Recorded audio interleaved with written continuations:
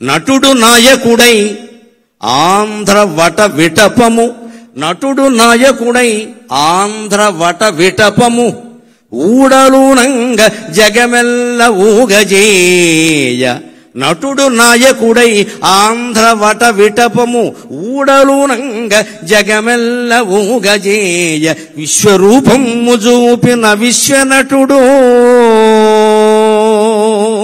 నటుడు నాయకుడై ఆంధ్ర వట విటపము, ఊడలునంగ జేయంగ, ఊడలునంగ జేయంగ, ఊడలునంగ జగమెల్ల ఊగజేయ. విశ్వరూపము చూపిన విశ్వనటుడు, తెలుగు వెలుగౌ, తెలుగు వెలుగవుచు ఒక వెలుగు వెలిగి, తెలుగు వెలుగవుచు ఒక వెలుగు వెలిగినతని, తెలుగు వెలుగవుచు ఒక వెలుగు వెలిగినతడు. తెలుగుకే వెలుగుగా ఒక వెలుగుగా మిగిలిన మహానుభావుడు నటుడు నాయకుడు అయ్యాడు. ఆ రోజు 83లో ఆయన రాజకీయ రంగ ప్రవేశం చేసి వెడుతుంటే ఒక సందర్భంలో నేను విన్నాను, నా కళ్ళతో చూడకపోయినా ఈయనకి ఇంత దీక్ష ఉంటుందా అనుకున్నాను.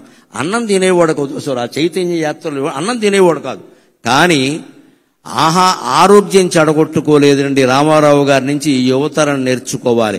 ఎప్పుడైనా సమయం లేకపోతే అన్నం తినకపోవచ్చు. ఇవాళ కూడా సాఫ్ట్వేర్ కుర్రాళ్ళు సమయానికి తినలేరు, కానీ తినవలసిందేమిటి? పిజ్జాలు తింటున్నారు, బర్గర్లు తింటున్నారు, అడ్డమైన గడ్డి తింటున్నారు, అన్నం తినడం మానేసి.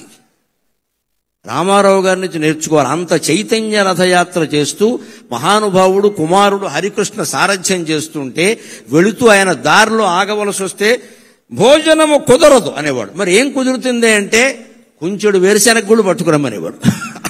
కుంచెడు మళ్ళీ సరిపోవు, ఇక్కడ కొంచెం వేరుశెనగ గుళ్ళు, ఉడికించిన వేరుశెనగ గుళ్ళు పట్టుకొచ్చాక బెల్లం అది కేజీ ఉండాల్సిందే లెక్క.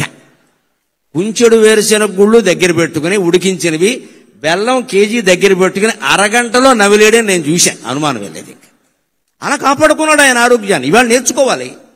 ఇవాళ అన్నం తినే సమయానికి అడ్డమైన గడ్డి తింటారు, ఆ తర్వాత అన్నం మానేస్తున్నారు, కడుపులో మండిపోతుంది. ఏం తినాలి? పుష్టి కలిగించే ఆహారం తినాలి. ఉపవాసం చేస్తే కనీసం మజ్జిగ తాగాలి ఆ సమయానికి. ఉడికించిన వేరుశెనగ గుళ్ళు తినండి, బొంబాయి శనగలు తినండి, బఠానీలు తినండి, అవన్నీ మంచివమ్మా. అవి ఊరి పూర్వం తినే తేగలు తినండి. అంతెందుకు ఈ కాలంలో బాగా వస్తాయి మొక్కజొన్న పొత్తులు తినండి, అన్నం అక్కర్లేదు, బోల్డ్ పుష్టి. ఇక్కడ కాల్చిన మొక్కజొన్న పొత్తులు తింటే అన్నం అక్కర్లేదు. ఎప్పుడైనా అన్నం తినని పరిస్థితి అటువంటివి తినాలి, కానీ ఆ బిస్కెట్లు ఈ బిస్కెట్లు ఈ చాక్లెట్లు ఇవన్నీ తిని చాక్లెట్లు ఉంటే టాయిలెట్కి వెళ్తాం, ఉపయోగం ఏంటి? ఇక్కడ ఏం తినాలి? తినకు పరిస్థితులు ఉంటాయి. సినిమాల్లో ఉన్న వాళ్ళకి మరీ ఎక్కువగా ఉంటాయి, రాజకీయాల్లో ఉన్న వాళ్ళకి అన్నం తినే అవకాశం ఉండదండి. ఏం తినాలి?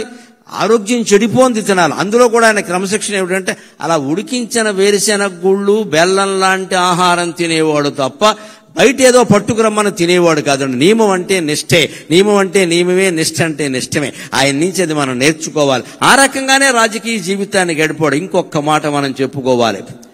తెలుగుతనం, తెలుగు జాతి అంటే ఆయనకి ఎంత ఇష్టం అంటే ఆచరించి చూపించాడు.